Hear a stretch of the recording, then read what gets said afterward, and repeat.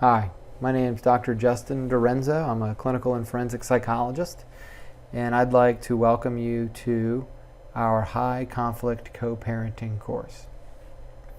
So this is a brief course on learning how not to be an asshole co-parent yourself. Learning how to cope with a co-parent who is an asshole and has created a new and unreasonable parenting standard for you to follow, and learning how to better navigate and resolve issues in a high conflict post-divorce or separation situation for the betterment of you and your children. This course was based on my knowledge of the divorce and relationship conflict literature as a clinical and forensic psychologist, as well as my experiences in working with these types of families. I have utilized the Parenting After Separation for Families and High Conflict Parents Guide provided by the Alberta Canadian Courts as kind of a framework that I based a lot of the format of this course upon. But I've modified much of this workbook, adapting it to an online format, and added much of my own material as well as other material. And I'll continue to add more relevant material as this course evolves. Now, this course is in addition to the Parenting Education and Family Stabilization course that is often required in many family courts throughout the United States. And that typical course assists families in understanding about the divorce process, as well as helping them better navigate the divorce process for themselves, as well as for their families. Our high conflict co-parenting course can be taken in conjunction with the Parent Education and Family Stabilization course, or it can be a standalone course on its own. So often parents who are having trouble managing their divorce and have returned to court several times regarding repeated disagreements about the parenting relationship, parental decision making, and communication take our course. It's often court ordered, it's often court or friend recommended.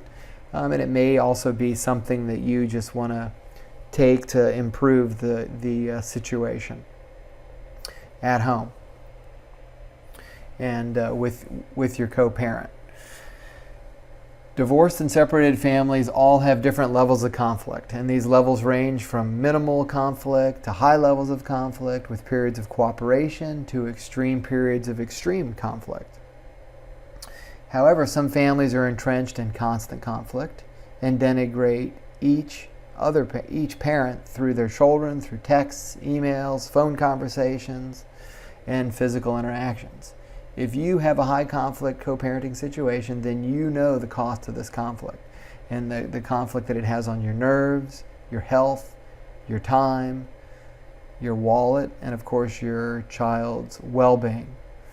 Psycholegal professionals and researchers have clearly established that high levels of conflict between parents greatly impact their children in many negative ways, from poor grades to physical and psychological problems. Despite the many known deleterious consequences, often at least one partner in a high conflict dynamic persists in wreaking havoc for the children and their former partner. So, a lot of times it is one parent, but often it can be both parents that just continue to spiral out of control.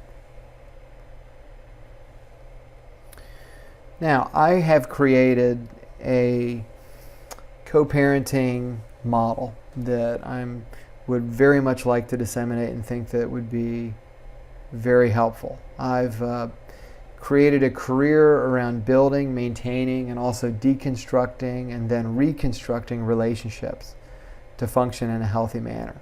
Much of my work is involved in the divorce world to include custody evaluations or social investigations, evaluating other custody evaluations, testifying in court, parenting coordination, mediation, and divorce therapy. Much of this work is fraught with intense conflict, as many people seeking these services have challenging personality characteristics, or loved ones that do, and they've been traumatized by years of verbal abuse and control, or they find themselves in relationships where battles never cease and where one loses, the other gains. When it comes to marital therapy, a method that has been scientifically proven as effective is called the Gottman method. And many of you maybe tried this in your marriage. But the Gottman method, it approaches improving relationships by rebuilding friendships, improving conflict resolution, and finding common purpose. And I have to tell you that I have found that divorced couples who are friends, who respect each other, and who do not still and try to control the other or change the other, that these people are able to co-parent well. These are the divorced couples that sit together at sporting events or celebrate holidays jointly in an effort to work together for the children they share. In working with divorced couples and helping them co-parent, I recommend that they take similar steps by adopting a Gottman method-like approach to remedy the incendiary turmoil often and easily generated by divorce. I have termed this approach as the co-parenting partnership model, or the asshole-free approach to co-parenting. The steps are both successive and interdependent, meaning they build upon each other literally, and each factor affects the other. And some factors may be stronger than others. So ideally, you want to successfully engage at each level together, meaning both partners, okay, both former partners. So, just to review, the steps are successive and interdependent. And successful co-parenting, what are we doing? We're building mutual respect, we're improving conflict resolution, we're finding common purpose, and we're engaging in each step of the process together. So let's talk about step one. So commitment to co-parent. Each party must accept that they are divorced, believe that they're better off being married with the other, that they're better off not being married with the other, and be eager to put their own needs aside to ensure their children's best interests are met. It is certainly okay at this level to not necessarily be in agreement about what these best interests are, but there must be a genuine willingness and desire to work with another person, so the former spouse or the former partner, to co-parent the children. Let's talk about step two. So step two, maintain open communication. Each party must be willing to freely inform and involve the other parent about events, activities, and potential decisions about children. The parties must also be willing to talk about their own needs and wants for the children, as well as their ideals. Different values and wants and ideals should not be perceived as threats or potential losses, but differences and reasons that you are no longer married to each other. Again, rather than threats or lost dreams. Both parties must be open and willing to hear what the other wants and dreams for the children, and they must discuss it. Step three, you got to foster mutual respect and fondness. The parents must ensure that children believe that each parent and also step-parent respects the other parent, so the other biological parent. Praise the other parent in the child's view. Ensure they know that you both like one another despite being separated or divorced. Again, the view of the step-parents also needs to be supported and respected. Step four, joining forces. Co-parents must seek out and give full support to the other parent in managing the children in good times and in tough times. Yes, both parents must be responsive for this to work. If one parent reaches out for assistance, then the other must be there. Ideally, both parents should be present for the children, both for celebrations and for difficult times. This factor can be mismanaged where one parent is too reliant on the other parent for assistance with the children. It is necessary that both parents do their part as a unified front, though. So, and here you come in the issue with that dependency where it's been an issue in the marriage and it gets replicated even after. So, but again, it takes two people to make this work. Step five, conflict resolution. So remember that there is a visible desire. Remember, if there is a visible desire to co-parent, open communication, shared respect and fondness, and sense of joined forces, then it is much easier to resolve disagreements. What remains vitally important for parents here is to maintain control of their own sense of anxiety, need to be in control, and need to change the other person, as in the first step. When managed effectively, both parents see each other in a positive light and give the other the benefit of the doubt. Here, both parents must act like adults, share about their experiences and wants, and consider the needs of the other, and understand how their past relationship continues to impact their ability to see straight and manage their emotions. You are no longer with this person, okay? Your job is to control yourself and your emotions for the betterment of your child. There is nothing to resolve about your former relationship or axe to grind. That relationship is over. The new relationship is that of a parenting partnership. It is up to you to exercise and utilize diaphragmatic breathing, so deep breathing exercises, seeing a psychologist or other mental health professional, do yoga or take a walk, do acupuncture, do whatever it takes to control your physiology, your emotions, and your thoughts and behaviors. Your mantra needs to be, control thyself and not thy former partner. Okay?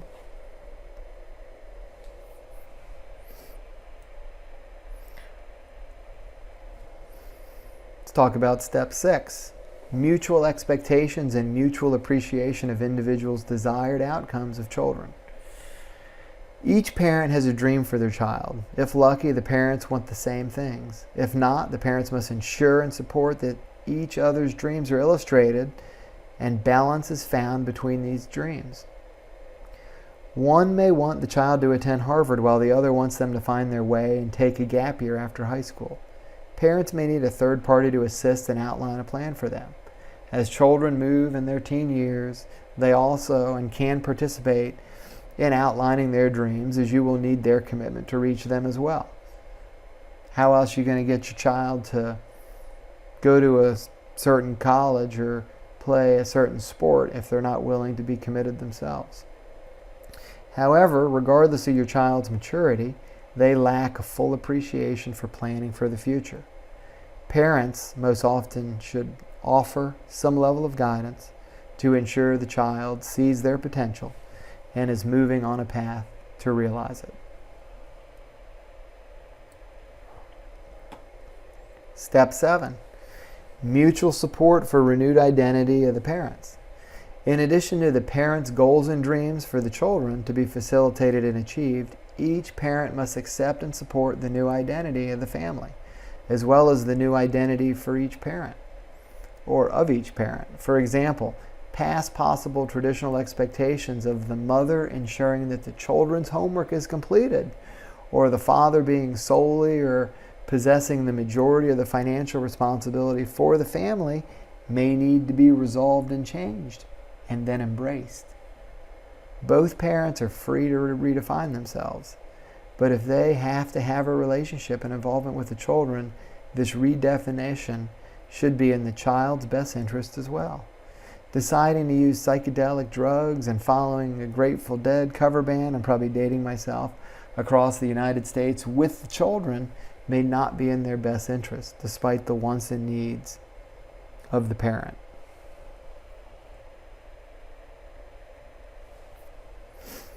So let's talk about potential high conflict related situations that you or your co-parent may be experiencing. If you can't relate to the examples below, this course is if you can relate, this course is definitely for you. If you can't, keep listening, because this course will help you manage conflict when the situation arises. Individuals take our course for all sorts of reasons, to include being court ordered or do so based on the recommendation of a mediator, or because they're having difficulty parenting with their former partner and they want to learn more skills to be successful at it. If you're being forced to take this course, again, please be patient as this course ensues. We know you will find helpful information that will help you to be a better parent and better co-parent. So let's talk about some typical high conflict situations. So the first one, easily triggered. Any old topic is a trigger for conflict. It does not matter what you are discussing. You cannot seem to discuss any topic without it becoming a heated fight or argument. If you say it's white, then they say it's black. You then begin to avoid joint decisions, to avoid conflict, and you get blamed for not co-parenting or for making unilateral decisions. When logically it makes sense, it's easier just to avoid any problems with this person. Safety concerns. So you have potential safety concerns regarding yourself or the children. Maybe one or both of you have a history of violence, substance abuse, psychological problems, or legal problems. And these problems may potentially impact the children's safety during visitation. You may be concerned about your co-parent, or maybe your co-parent exaggerates or maximizes the impact of your past history on your children. Maybe you're in recovery from an addiction and have been abstinent for several years, but your partner continues to say that you're a drug addict, alcoholic, or porn addict, and cannot be trusted with money, the children, or telling the truth. Litigation dependency. Maybe you or your former partner have become dependent upon litigation to manage even basic agreements like summer or holiday vacation timesharing.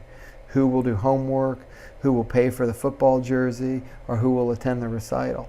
In many instances, nearly every major, sometimes minor, decision is litigated and both parties cannot seem to resolve anything on their own, especially without the court and attorneys. Fourth one here, Groundhog Day co-parenting. Maybe it's Groundhog Day co-parenting. Despite prior agreements about certain subjects, you or the other co-parent constantly revisit the same issue over and over again, even ones that you thought had been resolved. Like agreements about how long to wait at exchange points before leaving, agreements regarding the treating physician or psychologist, and confirmation that punctuality will be improved. Okay, there's a whole sorts of things that I have experienced with divorced couples. We seem to resolve the same issue every week, yet it continues to rear its ugly head. The chronically conflicted. Remember that most separating parents experience some level of conflict initially, which gradually reduces. Yet with some co-parents, their relationship remains as highly conflicted as they were years following their separation and or divorce. We call these the chronically conflicted co-parents. Research does indicate that it often takes only one person to continue to perpetuate conflict. Many judges and attorneys believe that it takes two. However, psychologists who have researched this have identified again that it just takes one personality disordered person or individual who's still having trouble grasping that the relationship ended and that continues to refuse to move beyond past hurt that creates this chronic conflict. And then what about alienating parenting? So with alienating conflict, one or both parents unjustifiably campaign against the other parent through the children and impact the relationship between the children and the alienated parent. Younger children are the most susceptible to this planting of seeds. Often parents make negative statements about the other parent in front of the child, and then when the other parent engages in any behavior resembling the other's implanted seeds, the alienating parenting parent reinforces the impressions, noting, see, your father or mother is doing what I said they would. See, they're too busy for you. See, they can't control their anger and they abuse you. So, what often operates unbeknownst to the child is what we call confirmation bias.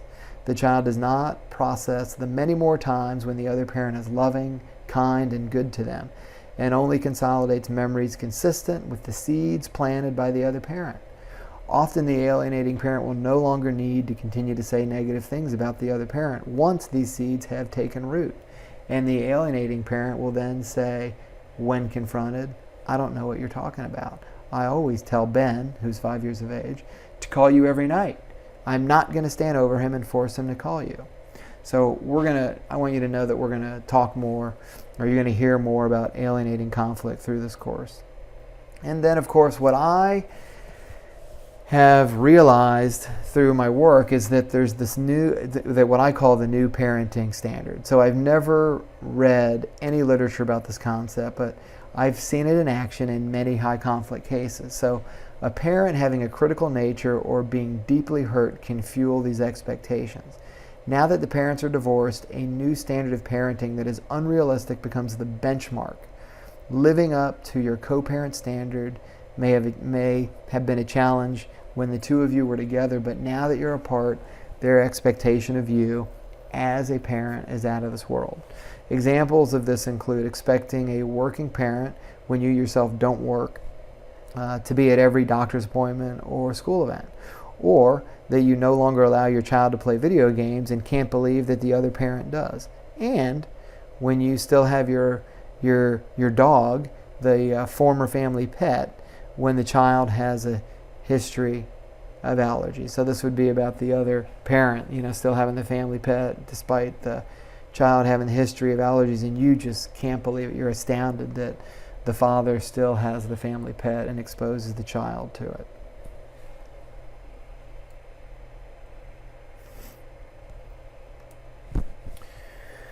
All right, so I want you to know that this course does not substitute for psychotherapy, parenting coaching, or counseling. So many families marred by conflict find themselves in the rooms of a psychologist, therapist, life coach, or counselor to assist with co-parenting matters. If you have not yet sought this type of help, you may consider it in addition to completing this course. So as you well know, there is no quick fix to eliminate conflict. It will take persistence on your part to change the co-parenting dynamics, especially if the other person does not believe there is a problem. Regardless of the other parent's position, by taking our course, we will provide you with strategies and tactics to improve the lives of your children and hopefully help you gain that peace you have been seeking. Now, I just want to let you know that there are 10 modules that you're going to be taking after this introduction one. So the first one is current co-parenting, the next one is divorce and toxic stress, then 3 is models and stages of divorce, and 4 is adjusting to the new divorce, and then number 5 is steps to reach disengagement, then setting boundaries, parallel parenting, putting it all together, high conflict personalities, and how kids work. So this thing is really chock full of information, and again, it's going to continue to be improved as well over time. So which we're really excited about. Now, what I want to do next, I want you guys to, you're going to watch a video. So I'm going to have you click the link below. It's the YouTube video. It's the impact of divorce on children. It's a TEDx video by Tamara Afifi, a professor at the University of California in Santa Barbara. Interpersonal health communication, and her research focuses on how family members cope communicatively with various challenges they face. In her research, 2 primary important themes emerge that you need to be aware of as a parent. So the first one is information regulation in parent-child dating relationships, and then also in communication processes related to uncertainty, loss, stress, and coping in families, with particular emphasis on post-divorce families.